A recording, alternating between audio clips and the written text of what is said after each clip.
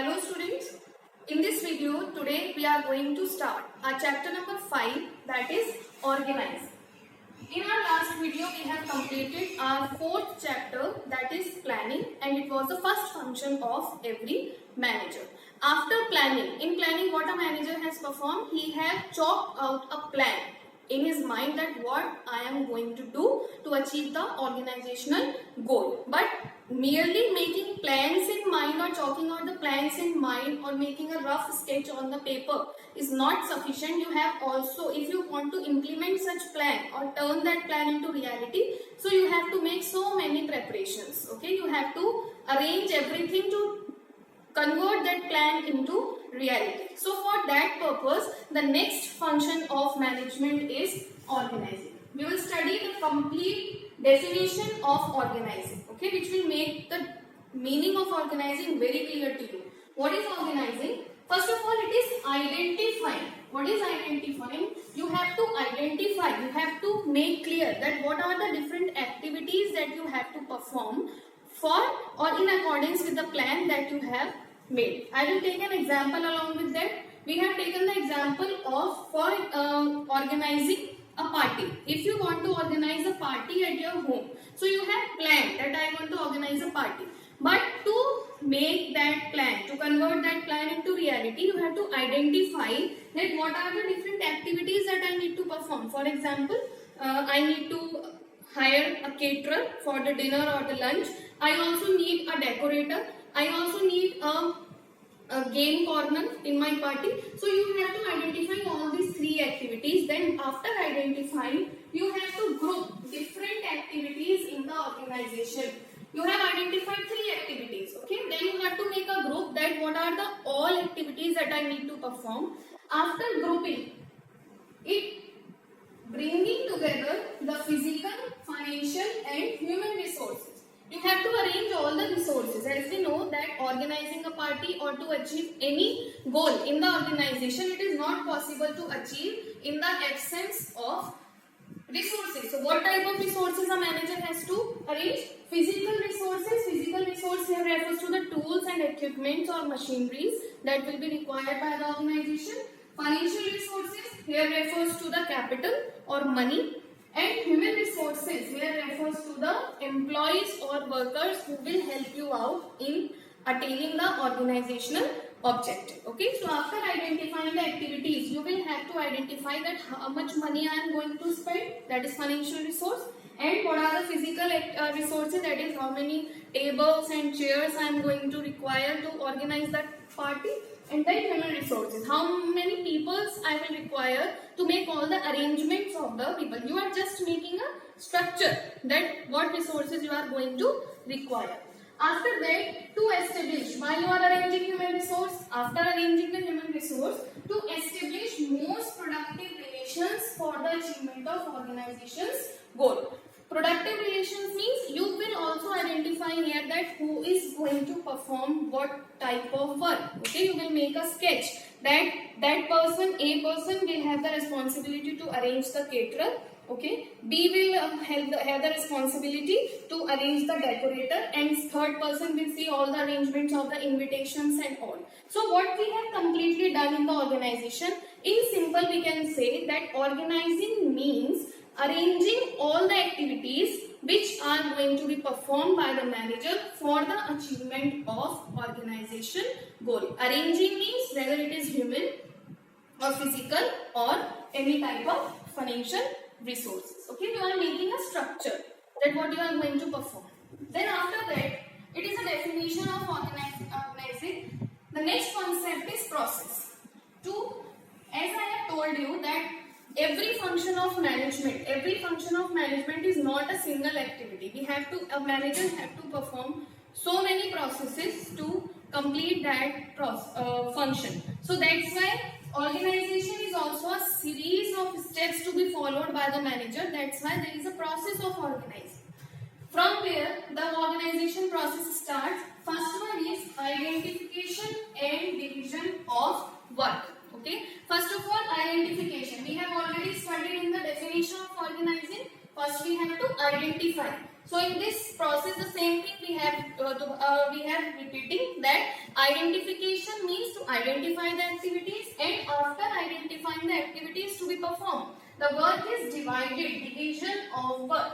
As in large organizations there is lot of work and it is not possible for a single person to perform each and every activity by his own. Okay, so he have to divide all the work into different parts, and that different parts is known as a job. That job will be provided, will be allotted to any person on the basis of their qualification, skills and experiences. Is it clear to you? Again I am explaining that in organizing the first process is you have to identify, manager will identify all the activities and what activities I am going to perform. Then all the activities will be divided, all the work will be divided into different parts, into small parts, and that small part is known as job. Okay, job. And on the basis of which criteria the job will be divided? On the basis of qualifications, skills and experiences. Why it is done? Because any person cannot handle all the activities, so to reduce the burden of single person, the work is divided into different parts. Okay, after dividing the work into small parts, the second process is grouping the jobs and departmentalization. Grouping the jobs. In definition we have also studied. If you are able to understand the definition, the complete process will be very much clear to you. Okay, so after dividing, he have identified that 4 activities is to be performed, and on the basis of such 4 activities he have divided 4 activities. But it might be possible that there are so many activities which are similar to each other. Okay, for example, for decoration you have to purchase all the decoration material to organize a party, and then to organize a party you also have to buy some food items also for the caterers. So there is a purpose, there is a process of purchasing decoration material, purchasing food material, purchasing invitation material. So purchasing is a similar job which is being performed by the every person. So after that manager will group all the similar activities in the same department. That is known as departmentalization. What is departmentalization? Grouping all the activities into one department. For example, all the purchase activities into purchase department, sale activities into the sales department, and advertisement activities into the advertisement department. Okay, so that every activity can be performed by a single department only, which avoids duplication or any type of confusion in the department. Okay, then after making the different departments, there are 2 ways of making departments. First one is functional and second one is divisional. What is functional department, student? Functional method of departmentalization means making the departments on the basis of functions. Functions means purchase function, selling function, advertisement function. You can also make the departments on the basis of functions. But what is divisional function? It refers to that method it is followed by those organizations which are manufacturing more than one product. So divisional means they will divide all the products into different departments. It means if a company is manufacturing clothes also, automobiles also, and food items also they are dealing with, so they will make 3 departments, one for the food item, one for the automobiles, and one for the third product. So dividing the departments on the basis of function, that is on the basis of activity, purchase, sales, that is known as functional method. But dividing the departments on the basis of product in many types of product is known as divisional. So any method can be chosen by the manager. After making departments, the third process is assignment of duties. You have made the departments. Okay, you have decided that I will have 5 people in my purchase department, 5 people in my sales department.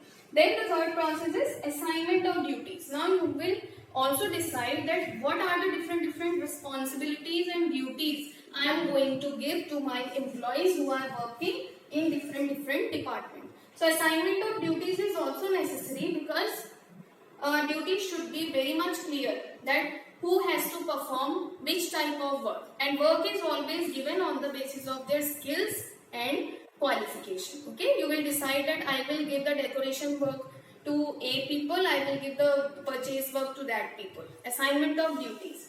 Then after assigning the duties, the fourth thing is establishing reporting relationship. What is reporting relationship? Who will report to whom? It means who is the superior and who is the subordinate. In the fourth process, this thing is being decided by the manager, that who is the superior and who is the subordinate. Who has the authority to give the orders, and after receiving the order, okay, who has to report to whom, so that there is no conflicts and confusions in the organization that I am the superior, you are my subordinate, I am your superior or you are my subordinate. This type of confusion should not be there in the organization.